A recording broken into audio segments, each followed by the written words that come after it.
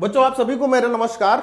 आज बच्चों हम लोग इस वीडियो में चर्चा करेंगे आरआरसी या आरआरबी ग्रुप डी की, जिसके विषय में मैं आवेदन से लेकर सिलेक्शन तक की पूरी प्रक्रिया आपको बताने वाला हूं। सब कुछ की ये क्या है, इसका एलिजिबिलिटी क्या क्राइटेरिया क्या है। और बच्चों इस बार शैक्षिक योग्यता जो एलिजिबिलिटी क्राइटेरिया है ना, उसमें एक बहुत बड़ा बदलाव भी आपको देखने को मिलेगा। विद प्रूफ के साथ मैं आपको ये सारी चीजें बताने वाला हूं। कौन कौन सी पोस्ट होती है, किस पोस्ट को आपको प्रेफरेंस देना चाहिए और क्यों देना चाहिए, उसके पीछे की वजह बताऊंगा। सैलरी कितनी होती है, डीएचआरए कितना होता है, सिलेक्शन प्रोसीजर क्या है, एग्जाम का पैटर्न और सिलेबस क्या है, क्या एग्जाम के पैटर्न और सिलेबस में कोई चेंज देखने को मिलेगा या सिलेक्शन के प्रोसीजर में कोई चेंज देखने को मिलेगा, कितने नंबर पर सिलेक्शन होगा। यह भी एक बड़ा महत्वपूर्ण बिंदु है कि इस बार आरआरसी ग्रुप डी में कितने नंबर पर सिलेक्शन होने वाला है और किताबें कौन सी लें, इस पर हम लोग चर्चा करते हैं। तो शुरू से शुरू कर लेते हैं। देखिए RRC group D, RRB group D क्या है। आरआरबी का मतलब होता है रेलवे रिक्रूटमेंट बोर्ड और आरआरसी का मतलब होता है railway recruitment cell. Group D का मतलब लेवल 1 की जो जॉब होती है उसको ग्रुप डी की जॉब कहा जाता है। ये इतना सा एक छोटा सा एक आपके लिए परिचय है RRB group D, RRC group D के लिए। अब सबसे बड़ी बात आती है एलिजिबिलिटी क्राइटेरिया की, जिसमें इस बार आपको बड़ा बदलाव देखने को मिलेगा। विद प्रूफ मैं आपको साथ बताऊंगा, लेकिन उससे पहले कुछ जानकारी यहां पे दे दे रहा हूं। मुझे उम्मीद है कि चीजें आपको दिख रही और नहीं दिख रही तो मैं आपको बताऊंगा, ध्यान से सुनिएगा।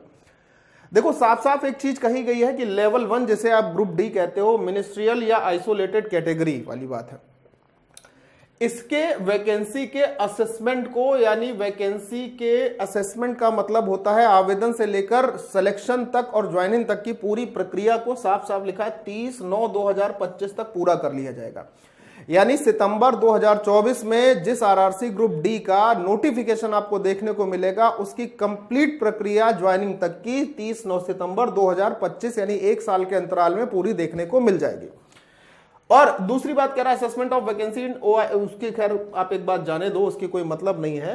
तो ये 30 सितंबर 2025 तक की प्रक्रिया को पूरा कर लिया जाएगा। अब मैं बात करता हूं बहुत जरूरी बात शैक्षिक योग्यता के लिए। देखिए मोटा मोटे तौर पर अगर बात की जाए तो ग्रुप डी यानी देखो how total number of the vacant post of group C including level 1। Level 1 का मतलब ग्रुप डी को इंक्लूड करते हुए in Indian railways as available in office 1 March 2024 तक का ये ऑफिशियल डेटा की रिपोर्ट है कि ये वैकेंसी 2,36,902 थी।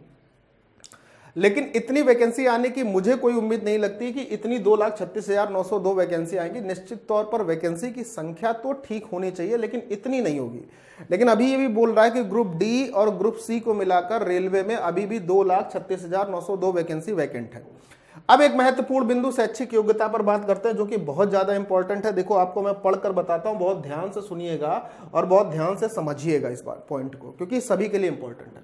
गवर्नमेंट ऑफ इंडिया की तरफ से मिनिस्ट्री ऑफ रेलवे के लिए एक लेटर जाता है या एक नोटिस जाती है, जिसमें लिखा है अटेंशन, ध्यान दें, educational qualification for the railway job in level 1। Level 1 का मतलब ही होता है ग्रुप डी के लिए ये बात कही गई थी और ये ऑफिशियल नोटिस है। मैं आपको बता देता हूं, द प्रिस्क्राइब्ड, बहुत ध्यान से समझिएगा, the prescribed minimum educational qualification for the direct recruitment of staff in level 1। यानी ग्रुप डी में डायरेक्ट रिक्रूटमेंट के लिए जो मिनिमम एजुकेशनल होनी चाहिए of the pay matrix in civil engineering, उसकी एजुकेशनल क्वालिफिकेशन के लिए आपको क्या क्या बोला जाए कि सिविल इंजीनियरिंग हो, मैकेनिकल हो, इलेक्ट्रिकल हो या सिग्नल एंड टेलीकॉम डिपार्टमेंट्स में, and in the catering wing of railway इस 10th pass plus national apprentice certificate, NSC का national apprentice certificate granted by NCVT, national council for vocational training, और 10th pass plus ITI, ये होनी चाहिए। ये इसकी वो होना चाहिए क्या, एजुकेशनल क्वालिफिकेशन है, साफ साफ लिखा गया है। या तो आप इंजीनियरिंग, सिविल इंजीनियरिंग हो, मैकेनिकल हो, इलेक्ट्रिकल हो या सिग्नल टेलीग्राम डिपार्टमेंट में अगर आप वो करना चाहते हैं अप्लाई, ये डिपार्टमेंट के नाम लिखे हैं, इन the catering wings of the railway is 10th pass plus NAC certificate होना चाहिए। किसके द्वारा, एनसीबीटी के द्वारा। दूसरी बात, या आप 10th पास प्लस आईटीआई होने चाहिए। मेन मुद्दा क्या है कि जब इससे पहले 2019 वाला ये नोटिस आया था तो उसकी चर्चा मैं आपको बता देता हूं, हुआ क्या था, मेन मुद्दा समझिएगा और देखिएगा। हुआ क्या था, बच्चों को थोड़ी सी सुविधा दी गई थी। देखो लिखा है रेलवे के तकनीकी विभागों में, जिस विभाग के नाम अभी आपने देखे टेक्निकल डिपार्टमेंट में, लेवल 1 में कर्मचारियों की सीधी भर्ती के लिए, बार बार कह रहा हूं तकनीकी विभागों में, टेक्निकल डिपार्टमेंट में, लेवल 1 में कर्मचारियों की सीधी भर्ती के लिए रेलवे भर्ती बोर्ड के द्वारा केंद्रीकृत रोजगार सूचना संख्या दिस 2019 वाली के शहर क्रमशः फरवरी 2018 व मार्च 2019 में प्रकाशित अधिसूचित पदों की रिक्तियों के लिए निर्धारित शैक्षिक योग्यता में छूट दी गई थी। क्या दी गई थी? छूट दी गई थी। छूट देते हुए शैक्षणिक योग्यता को सिर्फ 10वीं पास या एनसीवीटी के द्वारा एनएसी का अप्रेंटिस सर्टिफिकेट जो होता है या फिर आईटीआई या उसके समकक्ष रखी गई थी। मतलब जो बच्चे 10th पास थे उनको भी मौका दिया गया था 2019 के ग्रुप डी वाली वैकेंसी में। इस बार क्या होगा? टेक्निकल डिपार्टमेंट में, जो जिसके नाम अभी मैंने पीछे आपको बताए, इस बार क्या होना है कि जन साधारण को सूचित किया जाता है कि न्यूनतम शैक्षिक योग्यता में यह छूट केवल एक विशेष व्यवस्था थी। मतलब ये मैंडेटरी नहीं था, ये विशेष व्यवस्था थी कि इस बार मौका दिया जाता है। तथा केंद्रीकृत रोजगार सूचना क्रमांक इसमें और 2019 के तहत यह हो रही भर्तियों के लिए ही है। ध्यान से समझना, केवल उन्हीं के लिए थी। अब क्या है? रेलवे में तकनीकी विभागों यानी कि सिविल इंजीनियरिंग नाम लिखा है, civil engineering, mechanical, electrical, signal एवं टेलीकॉम विभागों में एवं कैटरिंग प्रभाग में पे मैट्रिक्स लेवल 1 के लिए भविष्य में होने वाली भर्तियों, मतलब जो अब आने वाली है, सूचना 15/6/2019 के बाद जारी रहेगी। मतलब ये जो चीजें आपको शैक्षणिक योग्यता दी गई है ये 15/6/2019 के बाद जारी रहेगी। और क्या होने वाली है उसको जरा समझिएगा कि वोकेशनल ट्रेनिंग जो एनसीवीटी के द्वारा जो आपको एनएसी का सर्टिफिकेट होना चाहिए, या तो वो होना चाहिए 10th पास प्लस आईटीआई होनी चाहिए। ये शैक्षिक योग्यता इस बार रहने वाली है सभी टेक्निकल डिपार्टमेंट के लिए। साफ साफ नोटिस के द्वारा मैं आपको ये प्रमाणित यहां पर एक सूचना दे रहा हूं।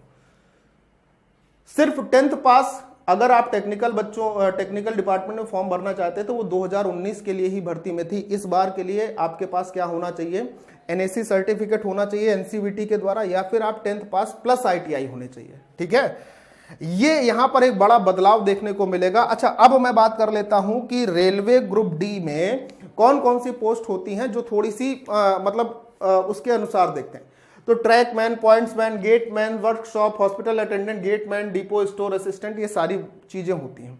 लेकिन कौन किसके अनुसार सुविधाजनक होती है इसकी बात करें तो ट्रैकमैन जो पोस्ट है ना, इसमें सैलरी होती है, क्योंकि ये इसमें रिस्क अलाउंस मिलता है और रिस्क अलाउंस 2700 रुपए के आसपास मिलता है। तो सैलरी के लिए अगर आप देख रहे हैं तो पोस्ट प्रेफरेंस ट्रैकमैन को दे सकते हैं। दूसरी पोस्ट है पॉइंट्समैन और गेटमैन की, ये प्रमोशन के हिसाब से थोड़ी सी ज्यादा अच्छी मानी जाती है। प्रमोशन के हिसाब से एक होता है LDCE exam, limited department competitive exam, और एक होता है जीडीसीई एग्जाम। जीडीसीई एग्जाम, तो देखिए जीडीसीई एग्जाम का मतलब होता है जनरल डिपार्टमेंट कॉम्पिटिटिव एग्जाम, जिसमें सभी डिपार्टमेंट के कॉम्पिटिटिव एग्जाम होते हैं प्रमोशन के लिए। लेकिन एलडीसीई में होता है लिमिटेड डिपार्टमेंट कॉम्पिटिटिव एग्जाम, इसमें कुछ ही लिमिटेड डिपार्टमेंट को इंक्लूड किया जाता है, जिसमें आपको प्रमोशन के चांसेस ज्यादा मिलते हैं। और ये पॉइंट्समैन और गेटमैन वाली जो पोस्ट है ये इसी एलडीसीई के अंतर्गत आ जाती है। ठीक है, अगला पोस्ट है वर्कशॉप। वर्कशॉप में लोगों की संख्या काफी हद तक होती है, वर्कशॉप और ट्रैकमैन दोनों में इसमें लोगों की संख्या काफी हद तक होती है, अच्छी खासी होती है।